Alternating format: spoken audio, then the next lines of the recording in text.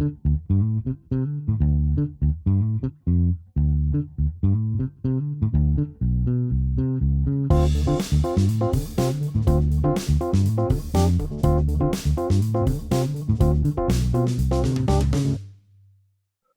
reason for everything இதுல சில தொடர்ந்து பார்க்க போகிறோம். ஏற்கனவே நாம் பார்த்தது முதலாவதாக நாம் நம்மை ஆண்டவர் படைத்தது அவருக்கு மகிமை சேர்க்கும்படியாக. ஸோ எப்படியெல்லாம் அவருக்கு மகிமை சேர்க்கலாம்? முதலாவதாக we bring God glory by worshiping him. ஆராதிக்கிறது மூலமாக, பாடல் ஆராதனை அல்லது ஜெப ஆராதனை. அடுத்ததாக நாம் பார்த்தோம் we bring God glory by loving the other believers. மற்ற விசுவாசிகளை அவர்களுக்கு நாம் அன்பு காட்டுறது மூலமாக. இன்றைக்கு நம்ம 3வது 4வது 5வது பார்க்க போகிறோம். 3வது இது 56வது பக்கத்துல, page 56ல we bring God glory by becoming like Christ Jesus. இயேசு கிறிஸ்து மூலம் மாறுகிறது மூலமாய். இயேசு கிறிஸ்துவினால நம்ம ரட்சிக்கப்படுறோம். இயேசு கிறிஸ்துவினால் இரத்தத்தால கழுவப்படுகிறோம். இயேசு கிறிஸ்துடைய பாடுகள்னால நாம் மறுரூபம் அடைகிறோம் அல்லது மறுபடியும் பிறக்கிறோம். Once we are born into God's family through being born again, ஆண்டவருடைய குடும்பத்துல பரிசுத்தாவின் மூலமாக வசனத்தின் அடிப்படையில நாம் ஆண்டவருடைய குடும்பத்துல பிறந்த பிறகு God wants us to grow to spiritual maturity. அவர் எதிர்பார்க்கிறது ஆசீர்வதிக்கப்பட்டவர்களா இருக்க வேண்டும் மாத்திரம் எதிர்பார்க்கல. அவர் என்ன எதிர்பார்க்கிறாரு? grow to be spiritual maturity. ஆவிக்குரிய வளர்ச்சி அடைய. நீங்க உங்க பிறந்த நாள் உங்க வயசு 50 இருக்கலாம். ஆனா நீங்க 50வது வயதுல தான் இயேசு கிறிஸ்து ஏற்றுக்கொண்டு ரட்சிக்கப்பட்டிருந்தா உங்களுக்கு வயசு, ஆவிக்குரிய வயசு 1 தான், 1 வருஷம் தான், முதல் வருஷம் தான். அப்ப என்ன செய்ய வேண்டியிருக்கு? வளர ஆவிக்குரிய வளர்ச்சி அடைய வேண்டியிருக்கிறது. What does that look like? Spiritual maturity. அந்த ஆவிக்குரிய வளர்ச்சி என்றால் என்ன? அல்லது கிறிஸ்துக்குள்ள வளர்வது என்றால் என்ன? Spiritual maturity is becoming like Jesus in the way we think. ஆவிக்குரிய வளர்ச்சி என்பது கிறிஸ்துவ போல நாளுக்கு நாள் மாறுவது. எந்தெந்த இடங்கள்ல மாறுவது? ஒண்ணு, நம்முடைய நினைவுகளில, நம்முடைய திங்கிங் பேட்டர்ன், நம்முடைய எண்ணங்களில நாம் மாற வேணும். கிறிஸ்துவ போல நாம் மாற வேணும். கிறிஸ்து சிந்தை உங்களில் உண்டாக கடவுது என்ற வசனங்கள் உங்களுக்கு ஞாபகம் வரும். 2வது ஃபீலிங். we must feel. இயேசு கிறிஸ்து பூமியில் இருக்கும்போது அவருடைய ஃபீலிங் அதிகமாய், அவருடைய உணர்வுகள் அதிகமாய் எதை பத்தி இருந்தது? பரலோகத்தை பத்தியும் அழிந்து போற ஆத்துமாக்களை பத்தியும். ஸோ முதலாவது நம்முடைய திங்கிங் பேட்டர்ன், நம்முடைய எண்ணங்கள்ல மாற்றங்கள் வரணும். வந்துட்டு இருக்கா? வரலைன்னா அது நம்ம இன்னைக்கு அதை ஆவியாண்டு சொல்லணும். ஆண்டவரே, என்னுடைய எண்ணங்கள் அதிகமாக கிறிஸ்து பத்தி இல்லை என்று நம்ம சொல்லணும். 2வது ஃபீலிங், நம்முடைய உணர்வுகள் கிறிஸ்துவின் உணர்வுகளை போல மாறிக்கொண்டிருக்கிறோம். 3வது ஆக்டிங், நடையுடைய பாவனை, நம்முடைய செயல்பாடுகள். Thinking, feeling, acting. 3 காரியங்களில, 3 ஏரியாகள்ல கிறிஸ்துவ போல வளரலா இருக்க வேண்டும். யாரு? ரட்சிக்கப்பட்டவர்கள். பரம்பரை கிறிஸ்துவர்கள் அப்படி வளர முடியாது, ஏன்னா அவங்க பிரியப்பட மாட்டாங்க. Spiritual maturity is totally different. ரொம்ப வித்தியாசமானது. The more you develop Christ-like character, கிறிஸ்துவின் சிந்தை கிறிஸ்துவ போல நாளுக்கு நாள், every day, day after day நம்ம மாறும்போது, the more you will bring glory to God. பாத்தீங்களா? கிறிஸ்து போல நாம் நாளுக்கு நாள் சொல்லுலையும் செயலையும் நினைவில மாறும்போது பிதாவாகிய தேவனுக்கு நாம் மகிமையை கொண்டு சேர்க்கிறோம். உலகத்துக்கல்ல, பாவத்துக்கல்ல, பிசாசுக்கல்ல, சுயத்துக்கல்ல, அன்புள்ள பிதாவாகிய தேவனுக்கு, குமாரனாய் இயேசு அனுப்பின பிதாவாகிய தேவனுக்கு, திரியேக தேவனுக்கு மகிமையை கொண்டு சேர்க்கிறோம். அவருக்கு மகிமை சேர்க்கப்படுகிறது. அவர் மகிமை உள்ளவர்.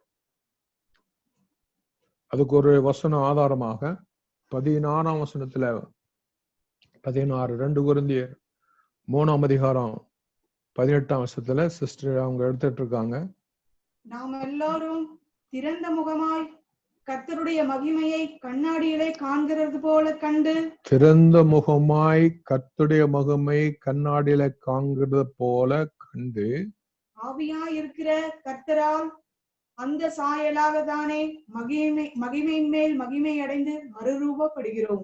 ஆவியாய் இருக்கிற கர்த்தர், அது யார்? அது பிதாவாகிய தேவன். ஆவியாய் இருக்கிற கர்த்தருக்கு மகிமையின் மேல் மகிமை. அந்த வாசித்தாங்களே அந்த வசனத்தை 2:3-18 இங்கிலீஷ்ல இப்படி இருக்காக்கும். As the spirit of the Lord works within us, பரிசுத்த ஆவியானவர் உனக்குள்ள எனக்குள்ள ஒவ்வொரு நாளும் ஒவ்வொரு மணி நேரமும் கிரியை செய்யும் போது, பணி செய்யும் போது, அவருக்கு இடம் கொடுக்கும் போது, as the spirit of the Lord works within us, we become more and more like Jesus and reflect his glory evermore. கிறிஸ்து போல நாம் மாறும்போது we reflect the glory of God. So பூமியில நம்மை ஆண்டவர் ரட்சித்தது வெறும் ஆசீர்வாதத்தை பெற்றுக்கொள்வதற்கல்ல. பூமியில நம்ம ரட்சித்தது பெரிய செல்வந்தர்களாக புகழ் வாய்ந்த மனிதர்கள் வாழ்வதற்கு, அதுக்கு அதுவல்ல முக்கிய காரணம். அவர் நம்மை ரட்சித்தது பிதா குமாரன் பரிசுத்த ஆவிக்கு ஒவ்வொரு செயலிலும் சொல்லிலும் நினைவிலும் மகிமையை கொண்டு வந்து சேர்க்க. அப்படி நாம் செய்யாமல் இருப்போமானால் நிச்சயமாய் நாம் ஆண்டவரிடம் சொல்லணும், ஆண்டவரே என்னுடைய சொல்லும் செயலும் உமக்கு மகிமையை கொண்டு வர மாதிரி இல்லை. என்னுடைய சொல்லும் செயலும் நினைவுகளும் எனக்கு மகிமை கொண்டு வருகிறது, அல்லது பிசாசுக்கு மகிமை கொண்டு வருகிறது, அல்லது தேவனுக்கு இல்லை என்று நம்ம அவர்கிட்ட ஒத்துக்கொள்ளும் போது ஆண்டவர் நமக்கு மாறுதல் கொடுப்பார். 56வது பேஜ்ல கடைசி பேராகிராஃப் பாருங்க. God gave you a new life and a new nature. எப்ப நீங்க இயேசு கிறிஸ்து மேல முழுமையாய் விசுவாசத்தை வைத்து அவரை ஏற்றுக்கொண்டு அவருடைய இரத்தத்தால கழுவப்பட்டீர்களோ, அவருடைய ஆவியினால பரிசுத்த ஆவியினால மறுரூபமாக்கப்பட்டீர்களோ, அப்பொழுது God gave you a new life. புது வாழ்க்கையை அவர் கொடுத்திருக்கார். அதுதான் 2 கொரிந்தியர் 5ஆம் அதிகாரம் 17ஆம் வசனம். God gave you new life. அடுத்தது a new nature. புது வாழ்க்கை மாத்திரமல்ல, உங்களுடைய நேச்சரே, உங்க இயல்பே மாறிவிடுவதாக. New nature. We accepted Christ. இயேசுவை ஏற்றுக்கொள்ளும் போது அந்த 2 காரியம் நடக்குது. New life and new nature. எழுதிங்க, அது உங்களுக்குள்ள வந்திருக்குதான்னு எழுதிங்க. Do I have new life? எனக்குள்ள அந்த நியூ லைஃப் வந்திருக்குதா? எனக்குள்ள அந்த நியூ நேச்சர் வந்திருக்கிறதா? Am I an old nature man or am I a new nature man? பழையவைகளையே செய்து கொண்டிருக்கிறேனா, புதியவைகளை செய்கிறேன்?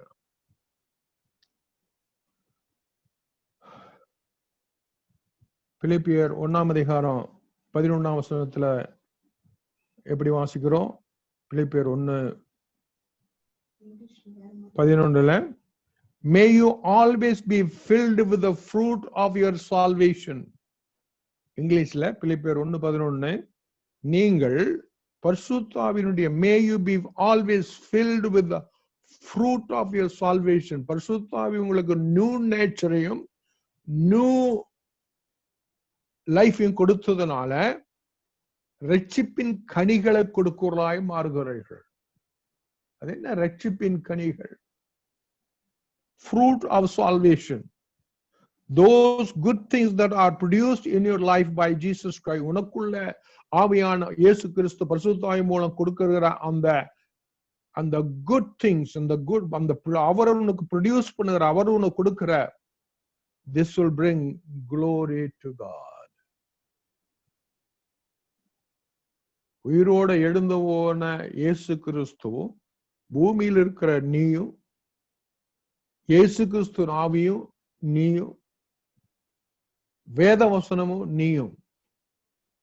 கவனிங்க மறுபடியும், உயிரோடு எழுந்து போன அந்த இயேசு கிறிஸ்துவும், பூமியில் இருக்கிற நீயும், அவருடைய ஆவியும் நீயும், அவருடைய வசனமும் நீயும் ஒன்னு சேரும்போது நியூ நேச்சர், நியூ லைஃப், ரட்சிப்பின் கனிகளை கொடுக்கிறோம். அப்படின்னு என்னங்க? சர்ச்சுக்கு போறதா? காணிக்கை கொடுக்கிறதா? அதெல்லாம் தேவைதான். அதுவெல்லாம் அதெல்லாம் கனிகள். சிந்தையில மாற்றம், நினைவுல மாற்றம், சொல்லுல மாற்றம், வார்த்தைகள மாற்றம், உலகத்தார போர் இல்ல. அப்படி நாம் செய்யும் போது we bring God glory. Amen. எப்படிப்பட்ட கிறிஸ்துக்குள்ள பிறந்து வளர்கிற பல கிறிஸ்துவ நான் இந்தியாவிலையும் பார்த்திருக்கிறேன், வெளிநாடுகளை பார்த்திருக்கிறேன். மகிமையை கொண்டு வருகிறவர்கள். Alright, நாலாவதாக we bring God glory by serving others with our gift.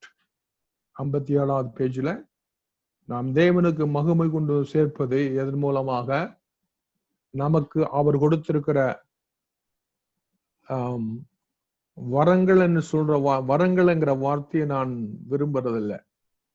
Gifts வரங்கள் அல்ல. அது சரியானபடி மொழிபெயர்க்கப்படுகிறது என்னுடைய கருத்து. கிஃப்ட்ஸ் வரங்கள் அல்ல. கிஃப்ட்ஸுடைய சரியான அர்த்தம் இனாம், ஃப்ரீயா கொடுப்பது. அதுக்கு பேருதான் கிஃப்ட்ஸ். வரங்கள் என்னது? நீங்க இமயமலை போய் அங்க உட்கார்ந்து தவம் இருந்து வரம் வாங்கிட்டு வர்றது, அதுதான் வரம். இமயமலையிலயோ அல்லது ஏதாவது மலையில போய் சன்னியாசியா இருந்து அப்புறம் அங்கிருந்து வாங்கிட்டு வர்றது பேரு வரம். அது இனாம் அல்லது. நீங்க படாத பாடுபட்டு குடும்பத்தையெல்லாம் பகைச்சிட்டு போய் அல்லது விட்டுட்டு போய் தனியா உட்கார்ந்து இருந்து கடவுள, அதுதான் வரம். இந்த வரங்கிற வார்த்தையை எனக்கு பிடிக்கல. God has given, and இயேசு கிறிஸ்து ஏற்றுக்கொண்ட போது, பரிசுத்த ஆவியினால இயேசு கிறிஸ்து நமக்குள்ள உனக்குள்ள வந்த பிறகு நமக்கு நாம் ஒவ்வொருவருக்கும் ஆண்களுக்கும் பெண்களுக்கும் ஸ்பிரிச்சுவல் கிஃப்ட்ஸ், ஆவிக்குரிய இனாமங்கள் கொடுக்கப்பட்டிருக்கிறது. It's a free gift. அது விசுவாச வரமா இருக்கலாம், பிரசங்க வரமா இருக்கலாம். சர்விங்னா பணிவிடை செய்கிறது, அது ஒரு வரம். பணிவிடை செய்கிறது ஒரு வரம். கீழ் ஜாதிக்காரங்களுடைய அவங்களுக்கு கொடுக்கப்பட்ட தொழில் அல்ல அது. பணிவிடை செய்வது ஒரு வரம். அது இந்தியாவில் அத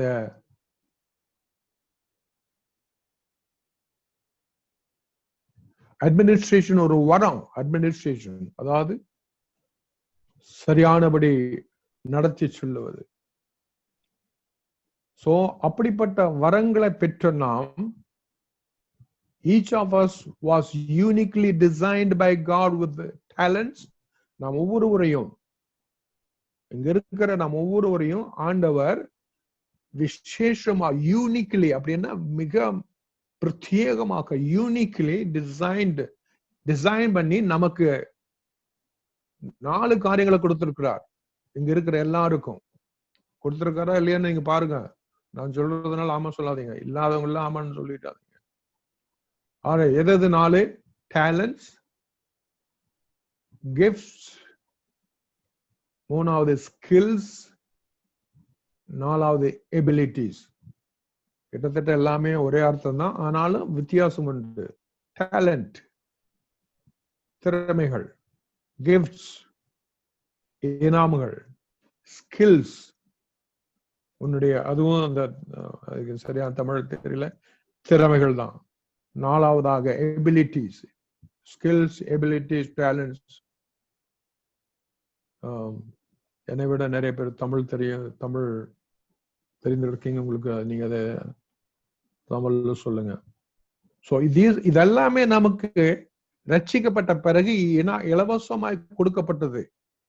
யாருக்கு எதுக்காக இது கொடுத்தாரு? இவைகளே அது தீர்க்கதரிசன கிஃப்டா இருக்கலாம், அந்நிய பாஷை கிஃப்டா இருக்கலாம், எந்த ஒரு ஆவிக்குரிய டேலண்ட் ஆக எதுவானாலும். பை தி வே, இங்க இருக்க எத்தனை பேருக்குள்ள வரம் இல்லை? உங்ககிட்ட வரம் இல்லைன்னு நினைக்கிறீங்க யாரா இருந்தீங்கன்னா தயவு செய்து அதை பற்றி நீங்க தெரிந்து கொள்ள முயற்சி பண்ணணும். அதை பற்றி தெரிந்த இடத்துல அதை நீங்க விளங்கி உங்களுக்கு நீ சகோதரியே சகோதரனே, நீ இயேசுவை ஏற்றுக்கொண்ட பிறகு உனக்குள்ள ஆவிக்குரிய எபிலிட்டி, ஆவிக்குரிய அந்த பரலோகத்திலிருந்து வந்த திறமை என்ன என்பதை நீ அறிந்திருக்க. எனக்கு ஒண்ணுமே இல்லைங்க அப்படின்னு சொல்லுவாள் ஒரு எண்ணம் உனக்குள்ள இருக்குமானால் அதை பத்தி நீ முதலாவது ஜெபிங்க. இரண்டாவது அதை தெரிந்து விசாரிங்க, தெரிந்து கொள்ளுங்க. நிறைய புஸ்தகங்கள் இங்கிலீஷ்ல நிறைய புஸ்தகங்கள் இருக்கு. ஸ்பிரிச்சுவல் கிஃப்ட்ஸ் பத்தி ஏராளமான புஸ்தகங்கள் இருக்கு. Okay, the way you are wired is not an accident. God didn't give you your ability for selfish purpose. அந்த லைன் பாருங்க 57 பேஜ்ல. இத்தனை இலவசங்களையும், இலவச திறமைகளையும், இலவச சாமர்த்தியங்களையும், இலவச வரங்களையும் ஆண்டவர் கொடுத்தது உன்னுடைய சுயத்துக்காக, சுயநலத்தை பேணி காக்கிறதுக்காக கொடுக்கல. God didn't give you ability. இந்த ஆண்டவர் இது கொடுத்தது செல்ஃப் பர்பஸ்க்காக கொடுக்கல. They were given to benefit others. மற்றவர்களுக்கு, மற்ற மக்களுக்கு, மற்றவர்களுக்கு, அக்கம்பக்கத்தாருக்கு, மற்ற கிறிஸ்துவர்களுக்கு கொடுக்க உதவி செய்ய ஆண்டவர் இந்த வரங்களை கொடுத்தார். ஆனா இன்றைக்கு அது மிஸ்யூஸ் பண்ணப்பட்டு கொண்டிருக்கிறதாகும்.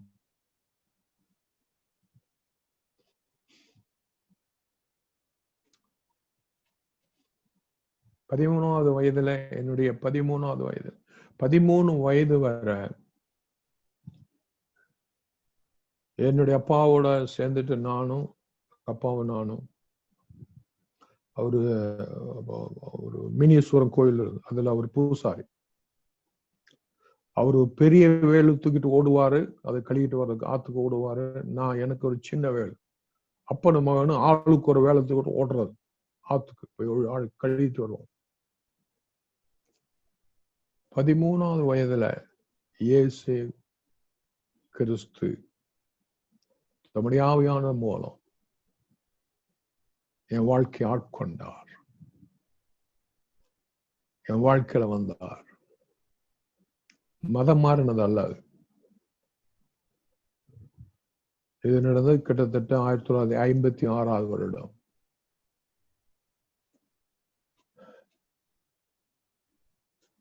அந்த சம்பவத்துக்கு பிறகு, அதாவது இயேசு கிறிஸ்து நானும் சந்தித்த சம்பவத்துக்கு பிறகு, இயேசுக்கு சந்தித்தன்னு சொன்ன உடனே நீங்க உங்க கற்பனை எங்க போகுதுன்னு தெரியல.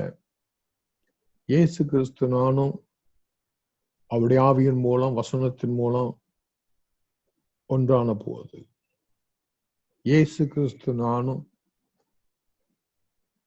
அவருடைய குடும்பத்துல ஒரு மகனாய் நான் பிறந்த போது, அது மதம் மாறுறதல்ல, மறுபடியும் பிறக்கிறது.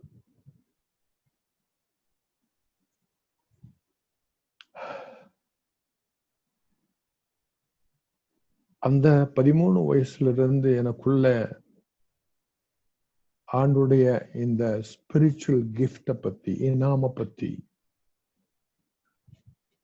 எனக்குள்ள பொங்கி பொங்கி வந்துட்டு இருந்தது. என்ன தெரியுங்களா? To preach and to teach the Bible. 13 வயதுல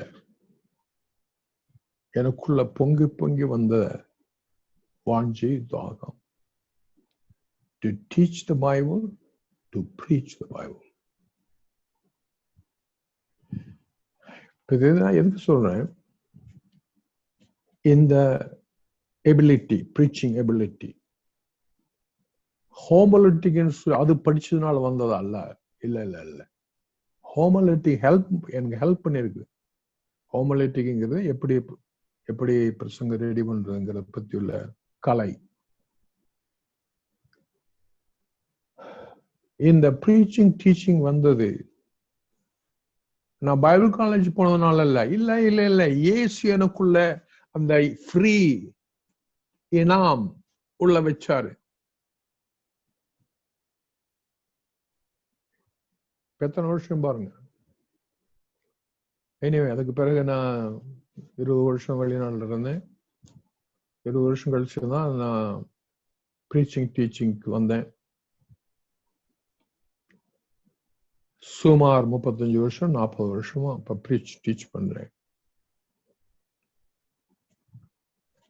அதனால இந்த 35 வருஷம் 40 வருஷமா இந்த ப்ரீச்சிங் டீச்சிங் ஆண்டவன் கொடுத்த இந்த இனாம், இந்த கிஃப்ட்ஸ், இந்த ஸ்பிரிச்சுவல் கிஃப்ட்ஸ், இந்த 2 காரியத்தை செய்ய மற்றவங்களுக்கு, எனக்கல்ல, மற்றவர்களுக்கு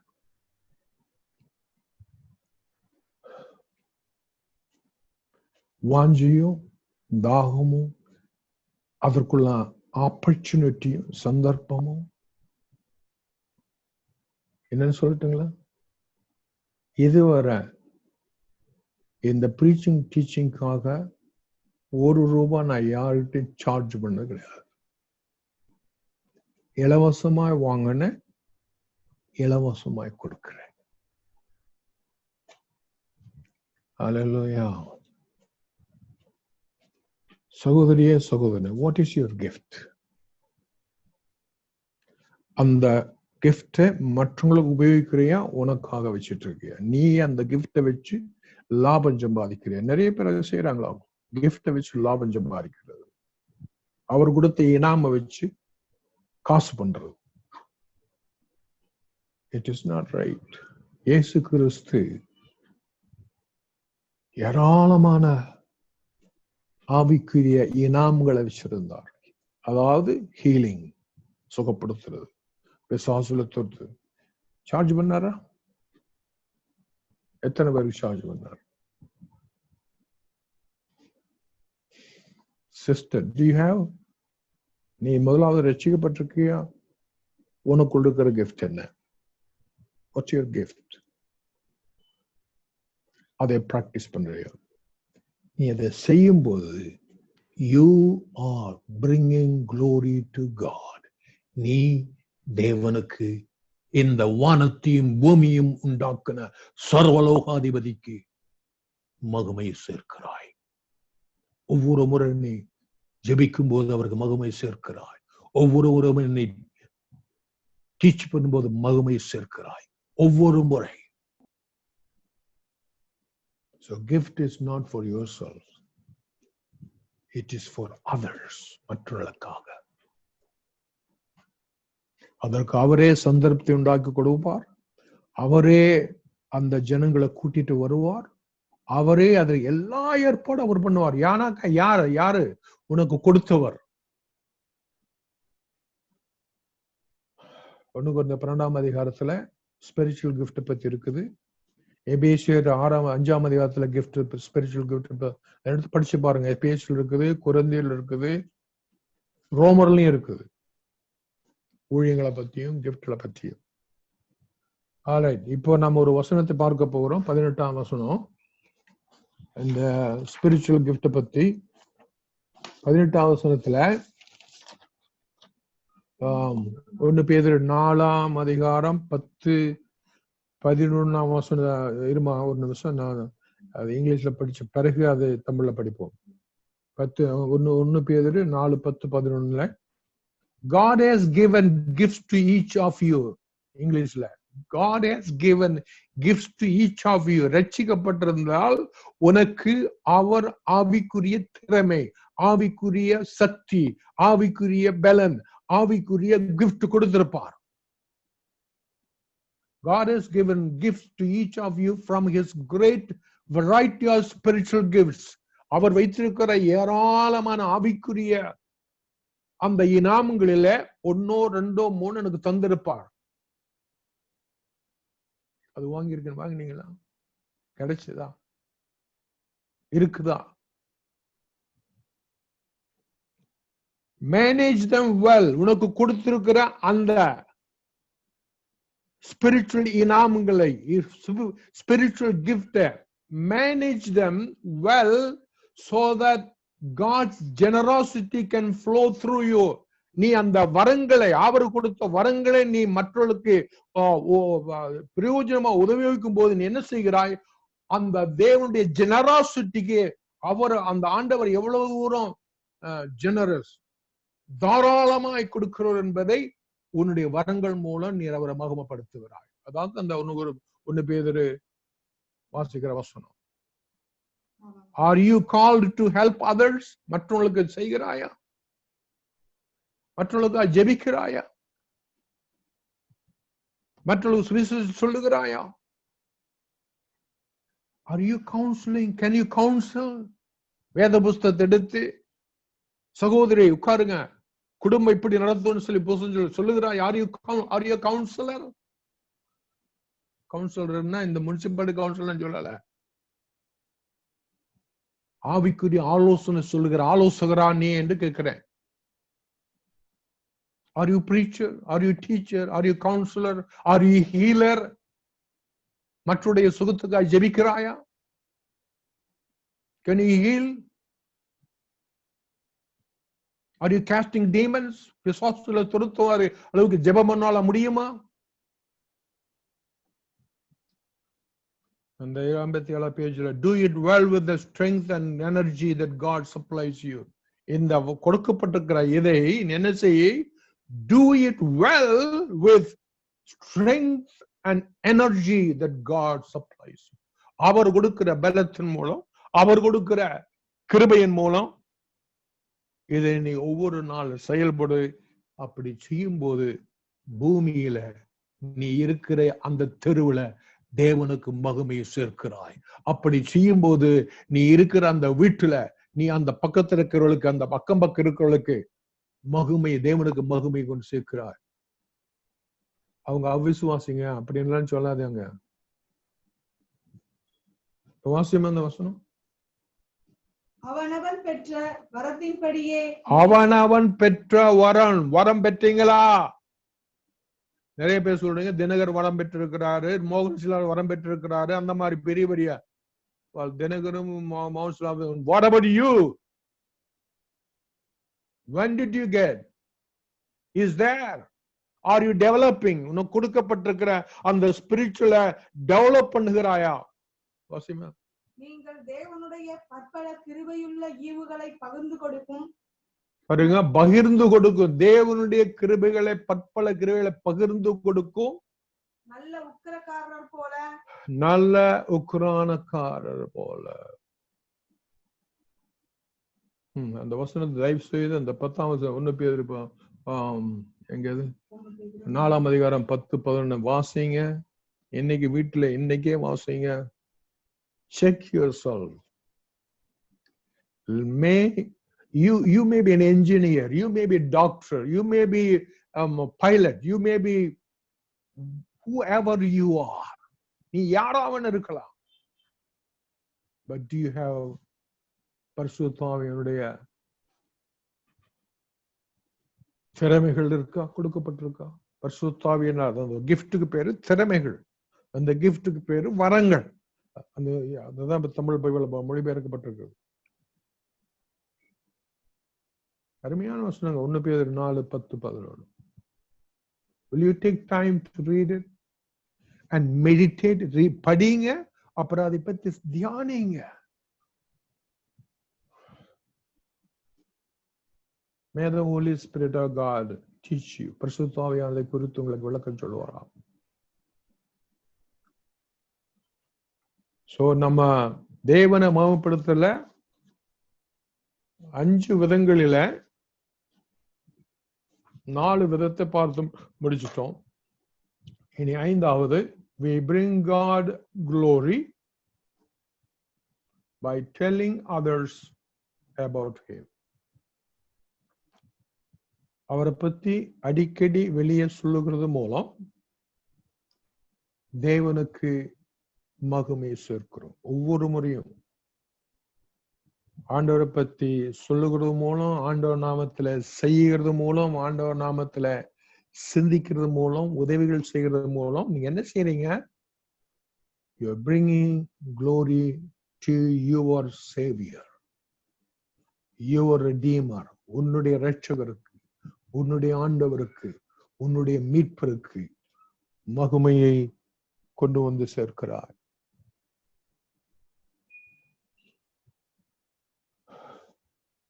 God doesn't want his love and purpose kept secret. தேவன் தம்முடைய அன்பை doesn't want his love, அவருடைய அன்பை, தேவன் தம்முடைய அன்பை, அவருடைய சித்தத்தை உனக்குள்ளேயே வச்சு அதை மறைத்து கொண்டிருக்க வேண்டும் என்று அவர் விரும்புகிறது இல்லை. அதான் அந்த லைன் நான் வாசித்தது. God doesn't want his love and purpose kept secret. யாருகிட்டையும் அதை இயேசு பற்றி சொல்லாதபடிக்கு, யாருகிட்டையும் இயேசுவின் அன்பை பற்றி சொல்லாதபடிக்கு, ரகசியமா வைத்துக் கொண்டிருக்கிற கிறிஸ்து, ரகசிய கிறிஸ்துவா இருக்கிறது ஆண்டவராகிய தேவன் விரும்பல.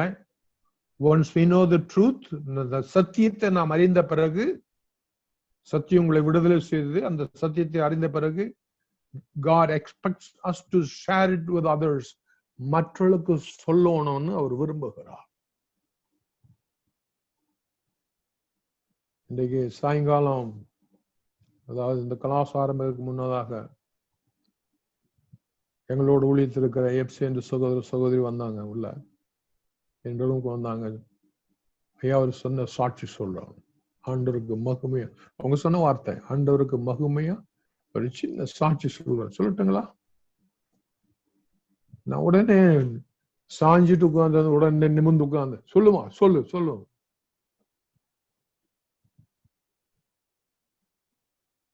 Are you ready to tell about your God to anybody? Are you? உன்னை ரட்சித்த, உன்னை போஷித்து, உன்னை நடத்தி வருகிற, ஆசீர்வதித்து வருகிற அவரை பத்தி கூசாமல் சொல்லுகிற உதடுகள், நாவுகள், தொண்டை உனக்கு இருக்கிறதா? This is a great privilege. இது நமக்கு கொடுக்கப்பட்ட, அவரை பத்தி வெளியே சொல்றது நமக்கு கொடுக்கப்பட்ட பாக்கியம், privilege, பாக்கியம். Introducing others to Jesus. அவர்களுக்கு இயேசு பத்தி வார்த்தை சொல்லுவது. Introducing others to Jesus. இயேசுவை அறிமுகப்படுத்தி வைப்பது. Helping them discover their purpose. மற்றவர்களுக்கு எதற்காக நீ பிறந்தன்னு அவளுக்கு அதை எடுத்து சொல்லுவது நீ செய்ய வேண்டிய 2வது பொறுப்பு. 3வதாக, preparing them for their eternal destiny. இந்த லோகத்துக்கு மாத்திரம் அவங்க வாழாதபடிக்கு அடுத்த இட்டர்னிட்டிக்காக வாழ நீங்க அவங்களுக்கு உதவிகள் செய்ய வேணும். முதலாவது, introducing others to Jesus. இயேசு கிறிஸ்து அவர்களுக்கு அறிமுகப்படுத்துவது அல்லது அவர்களை இயேசு கிறிஸ்து அறிமுகப்படுத்துவது. 2வது, helping them discover their purpose. அவங்களுடைய சத்தியத்தை, அவங்களுக்கு சத்தியத்தை இதுதான் வாழ்க்கையினுடைய நோக்கம் என்று சொல்லிக் கொடுப்பது. மூணாவது, preparing them for their eternal destiny. நித்திய ஜீவன் தான் உனக்கு, நித்திய ஜீவனுக்கு தயாராகு.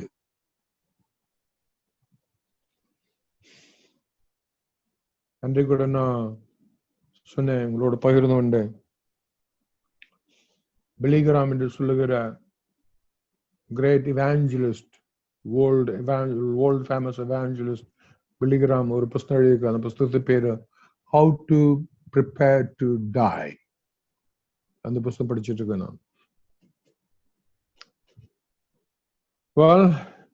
இன்னொரு வருஷம் வாசிப்போம். 19ஆம் வருஷம் 2 கொரிந்தியர் 4:15 வாசிங்கம்மா. தேவனுடைய மகிமை விளங்குவதற்கு ஏதுவாக, பாருங்க அந்த ஆரம்பமே பாருங்க, தேவனுடைய மகிமை சகோதரியே சகோதரனே உன் மூலம் விளங்குவதற்காக கிருபையானது அநேகருடைய ஸ்தோத்திரத்தினாலே பெருகும்படிக்கு, கிருபையானது அநேகருடைய ஸ்தோத்திரத்துல பெருகும்படிக்கு இவையெல்லாம் உங்கள் நிமித்தம் உண்டாயிருக்கிறது.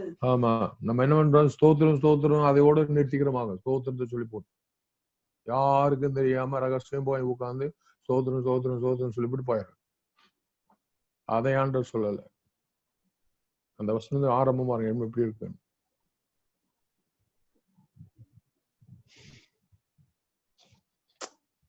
சோ 5 விதங்களில தேவனுக்கு நாம் ஒவ்வொரு நாளும், ஒவ்வொரு வாரமும், ஒவ்வொரு மாதமும் 5 விதங்களிலே மகிமையை கொண்டுள்ளா இருக்க வேணும்.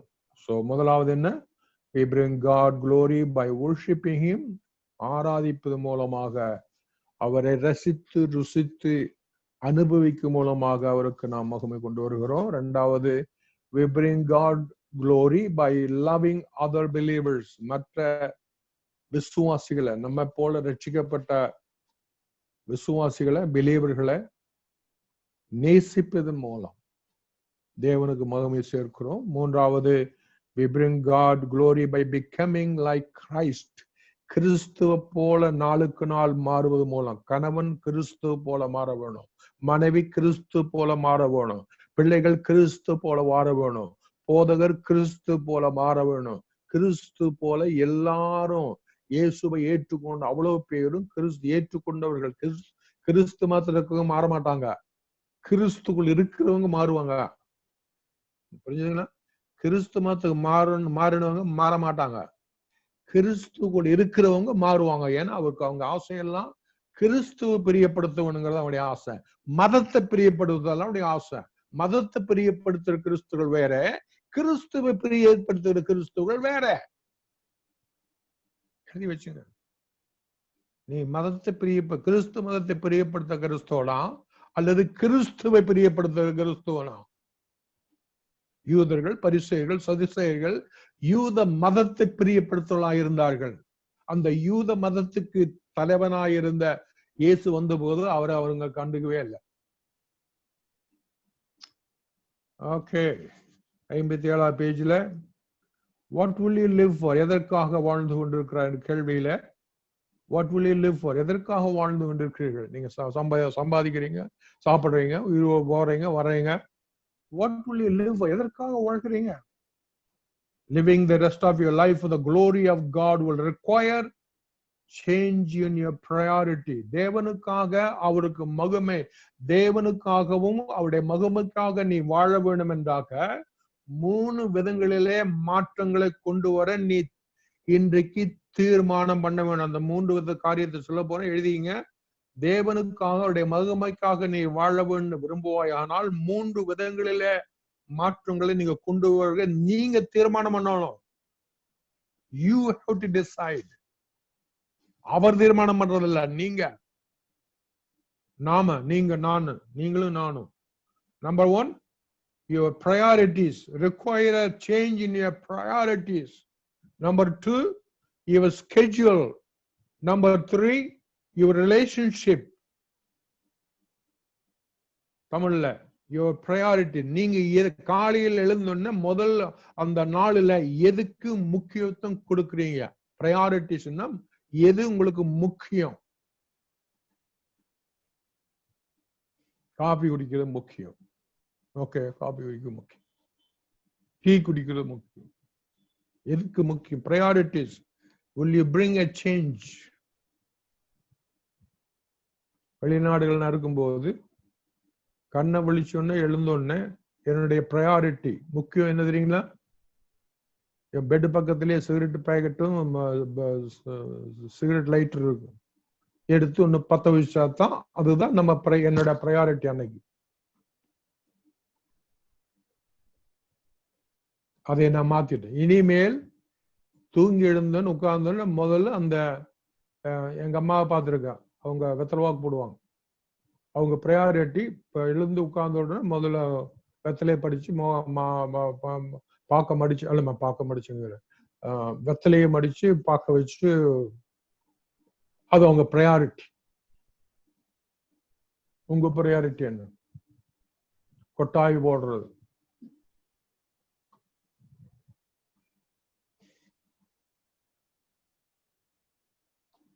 So change your priority. உங்க முக்கிய change. ஆண்டவர் கவனிக்கிறார். You have to change it. God will not change. You have to change. உங்க பிள்ளைகளுக்கு சொல்லிக் கொடுங்க priority பத்தி.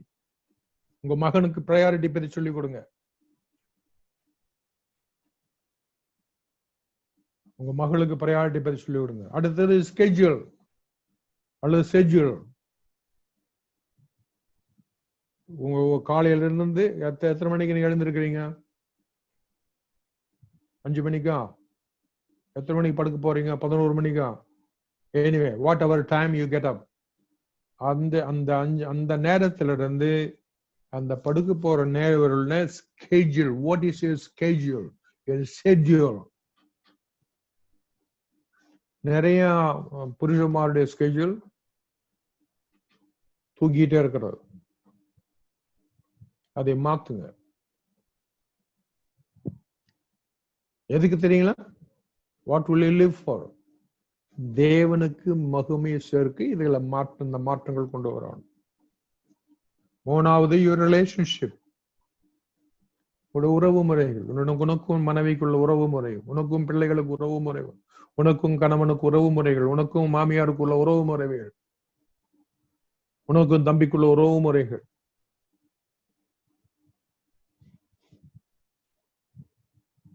என் தம்பி ராஜமாணிகமணி, நான் இப்படிப்பட்ட காரியங்களை உங்க பகிர்ந்து கொள்வதில் நான் பெருமையா நினைக்கிறேன். என் தம்பி அவர் ராஜமாணிகமணி பாஸ்டர் அவர்கள் ஊழியத்தில் இருக்காரு, நல்ல ஊழியம் செய்யறாரு, பெரிய சர்ச் வச்சிருக்காரு. ஆனால் ஒரு காலத்துல சில வருஷங்களுக்கு முன்னாடி அவருக்கும் எனக்கும் மன வருத்தங்கள் இருந்தது.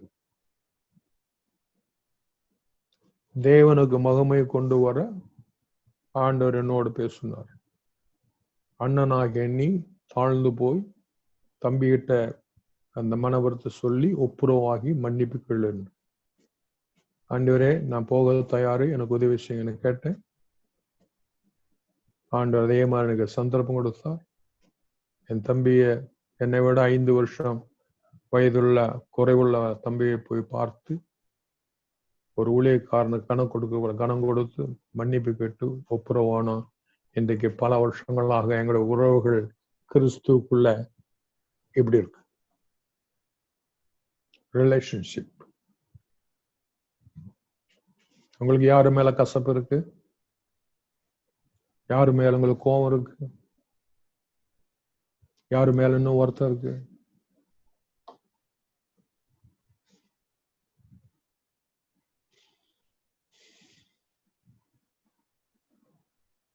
Your priorities, your schedule, your relationship. தீர்மானம் பண்ணுவீங்களா? தீர்மானம் பண்ணுங்க. பரிசுத்தா எப்படி சொல்லுவீங்களா? பரிசுத்தா எங்க கூட இருக்கிறாரா? பரிசுத்தா இப்ப உங்களோட பேசிக்கொண்டு இருக்கிறாரா?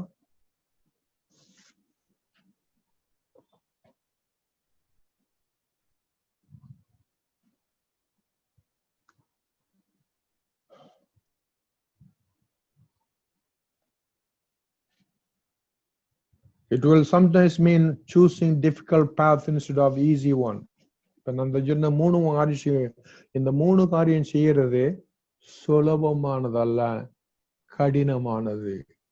ஆனால் நாம் சுலபமானது தெரிந்து கொள்ளக்கூடாது. அவருக்கு மகிமையை சேர்க்க, அவருக்கு துதிய ஸ்தோத்திரத்தை சேர்க்க கடினமானவர்களை தெரிந்து கொள்ளுகிற விசுவாசிகளாய், பக்தர்களாய், தேவனுடைய பிள்ளைகளாய் இருக்க வேண்டும். Don't choose easy way, choose the hard way. யோவான் 12:27-28 இயேசு கிறிஸ்து கூட கொஞ்சம் தடுமாறுகிறார். கெத்செமனே தோட்டத்துல சிலுவைக்கு போகணும், அது அவரு வேண்டாம், அது அவருக்கு கடினம், சிலுவை வேண்டாம் அவருக்கு. அதனால கெத்செமனே தோட்டத்துல என்ன பண்றாரு, சுலபத்தை தாருமான், இந்த பாத்திரம் என்னை விட்டு நீங்கும்படி செய்யுங்க என்று சொல்லி என்ன கேட்கிறாரு, சுலபமான தாருங்க ஆண்டவரே. அடுத்த நிமிஷத்துல சொல்றாரு, என்ன சொல்றாரு, என்னுடைய விருப்பம் அல்ல, என்னுடைய யாருடைய விருப்பம், உங்களுடைய விருப்பம். கடினமானது.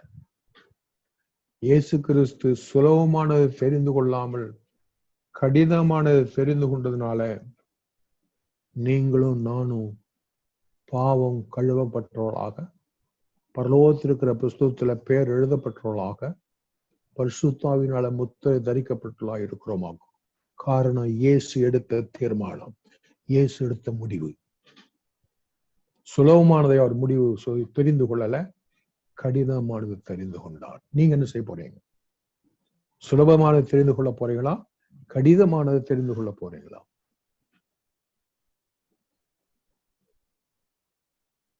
அந்த வசனத்துல my soul has become troubled, என் ஆத்துமா பாரப்படுகிறது. எப்படி இப்பொழுது என் ஆத்துமா கலங்குகிறது, என் ஆத்துமா ஆனவர் பாருங்க, இயேசு சொல்லுகிறார், I don't know what to choose. இது சுலபமான தெரிந்து கொள்ளுகிறதா, கடினமான தெரிந்து கொள்ளுகிறதா, என் ஆத்துமா கலங்குகிறது என்று அங்க சொல்லுகிறார். வாசிங்க. இப்பொழுது என் ஆத்துமா கலங்குகிறது, நான் என்ன சொல்லுவேன்? பிதாவே, இந்த வேளையினின்று என்னை ரட்சியும் என்று சொல்லுவேனோ? இந்த வேளையின் என்னை ரட்சியும் என்று சொல்லுவேனோ? Can I choose the easy one? No, I won't. இல்ல, ஈஸி ஒன்று நான் தெரிந்து கொள்ள மாட்டேன். He took the hard one. நீ என்ன டிசைட் பண்ண போறீங்க இன்னைக்கு? Thank you, ma'am. Jesus took at fork road. Would he fulfill purpose and bring glory to God, or would he shrink back and live a comfortable life? இயேசு கிறிஸ்து சுலபமான வழியை தெரிந்து கொண்டிருந்தா நிச்சயமாக தம்முடைய பிதாவுக்கு அவர் மகிமை சேர்த்திருக்க மாட்டார். மாறாக தன்னுடைய கம்ஃபர்டபுள் லைஃபை விட்டு கொடுத்து, சுயநலத்தை விட்டு கொடுத்து, உங்களுக்காக எனக்காக இயேசு சிலுவை சுமக்கிறேன் என்று தீர்மானம் பண்ணினார். 57வது பேஜ்ல கடைசி paragraph, you face the same choice, you and I face the same choice. இயேசு போல நீங்களும் நானும் அந்த அந்த அந்த கிராஸ் ரோட்ல நிக்கிறோம். இப்படி போலாமா, இப்படி போலாமா? இப்படி போனா ஈஸி, இப்படி போனா ஹார்ட். which one? கிறிஸ்து வர போறார். will you live for your own goals? உன்னுடைய சொந்த விருப்பத்தை செய்ய முடிவு பண்ணுவீர்களா? will you choose, will you live for your own comfort? உங்களுடைய சுகத்தை மாத்திரம் தெரிந்து கொள்ள விரும்புவீர்களா? மூணாவதாக, will you live for your own pleasure? மூணு வார்த்தை. will you live for your own goal? உங்களுடைய சுய சித்தத்தை செய்வீர்களா, உன்னுடைய own goal? அல்லது will you live for your own comfort? எனக்கு இதுதான் வசதியா இருக்கு, இது போதுங்க, அதுவா? அல்லது will you live for a pleasure? உன்னுடைய சொந்த பிரியத்தப்படுவா இருப்பீர்களா? or will you live rest of your life for glory of God? பாக்கி இருக்கிற எஞ்சிருக்கிற அத்தனை நாட்களும் தேவனுக்கு மகிமை சேர்க்கிற பெண்ணாய் நான் வாழ்வேன். எஞ்சிருக்கிற பாக்கி அத்தனை நாட்களும் பரிசுத்தாவின் உதவினால தேவனுக்கு மகிமை சேர்க்கிற, இந்த பைபிள் காட் ஆஃப் த பைபிளுக்கு மகிமை சேர்க்கிற மனுஷனாக ஆணாக நான் திருமணம் பண்ணுகிறேன்.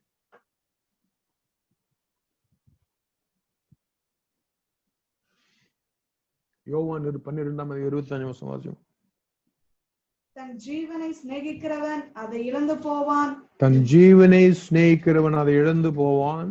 இந்த உலகத்தில் தன் ஜீவனை வெறுக்கிறவனோ அதை நித்திய ஜீவ காலமாய் காத்துக் கொள்வான். என்ன செய்ய போறோம்? நீங்க என்ன செய்ய போறீங்க? நான் என்ன செய்ய போறேன்? பிரியமானவர்களே, நான் எப்போ வெளிநாடு 20 வருஷம் இந்த வெளிநாட்டு வாழ்க்கை துறந்தனோ அன்னைக்கே நான் தீர்மானம் பண்ணிட்டேன், ஆண்டவரே பாக்கி இருக்கிற வருஷங்கள் காலங்கள் இந்தியாவுல கிராமத்துல தெருக்களில ஏழை மக்கள் மத்தியில உமக்காக உடைய முகமை சேர்க்க வாழ்வேன். அவருடைய அந்த தீர்மானத்தை முடிவுதான் இன்றைக்கு நான் அந்த ஆன்லைன்ல உங்களோடு கூட பேசிக் கொண்டிருக்கிறேன். அன்னைக்கு அடுத்த தீர்மானம் வெளிநாட்டில் இருக்கும்போது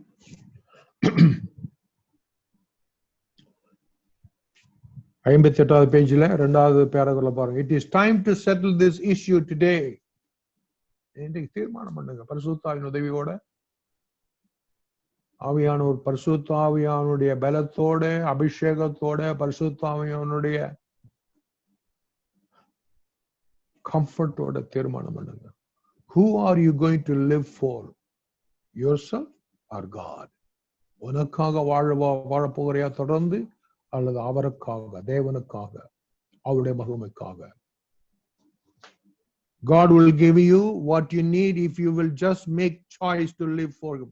உன்னுடைய அவருக்காக அவருடைய மகிமைக்காக வாழ்வேன் இந்த தீர்மானம் பண்ணி இந்த வாரத்தை, இந்த மாதத்தை, இந்த கொரோனா நாட்களை கடத்துவாயானால் உன்னுடைய தேவைகள் அத்தனையும் சந்திக்கிற அற்புதமான அதிசயமான தேவன் உன்னுடைய தீர்மானத்தை கவனித்துக் கொண்டிருக்கிறார்.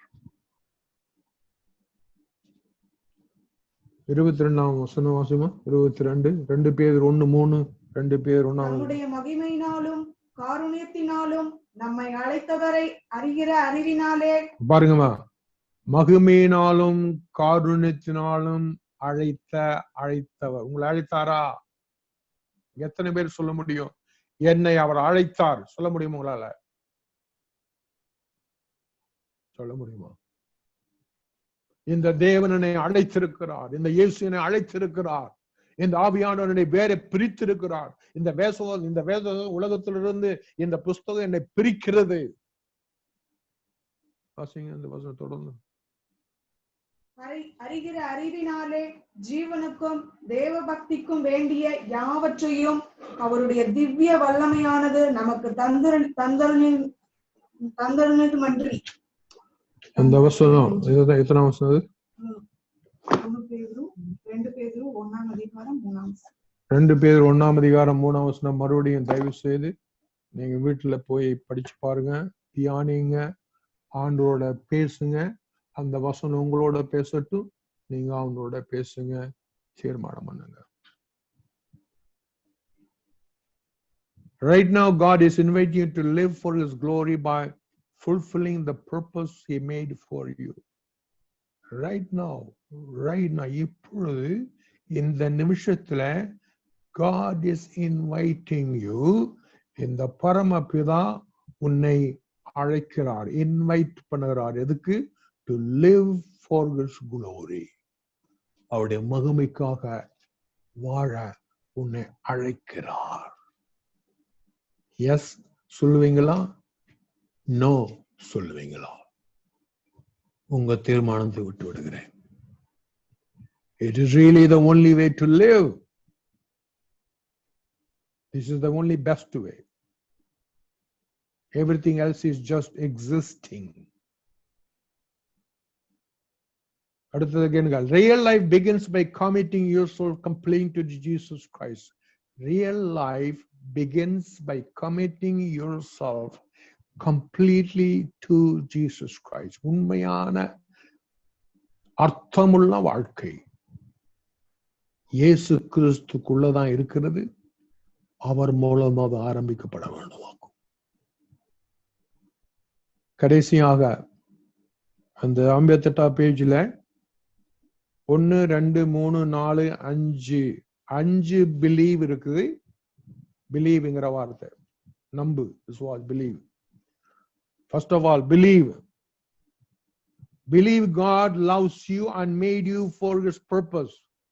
உன்னை அவர் நேசிக்கிறார், உன்னை அவர் அழைத்திருக்கிறார், சித்தத்துக்கு செய்ய அழைத்திருக்கிறார் என்று விசுவாசிக்கிறாயா? அது முதல்ல. இரண்டாவது, believe you are not an accident.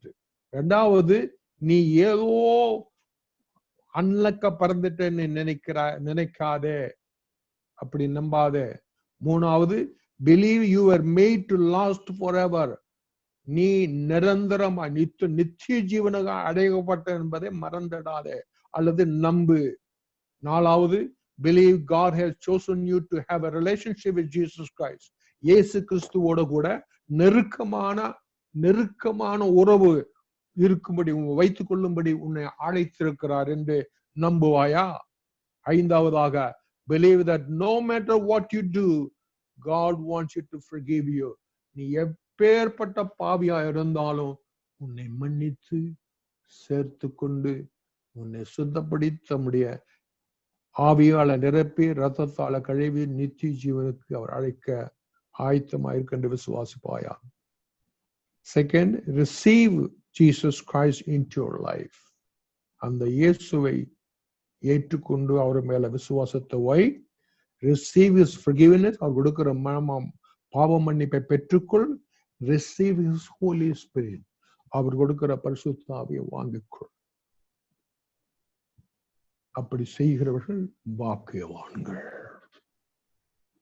அப்படி செய்கிறவர்கள் இந்த வாரத்துல, இந்த மாதத்துல, இந்த வருஷத்துல தொடர்ந்து தேவனுக்கு மகிமையை சேர்க்கிறவர்களாகவே இருப்பார்கள்.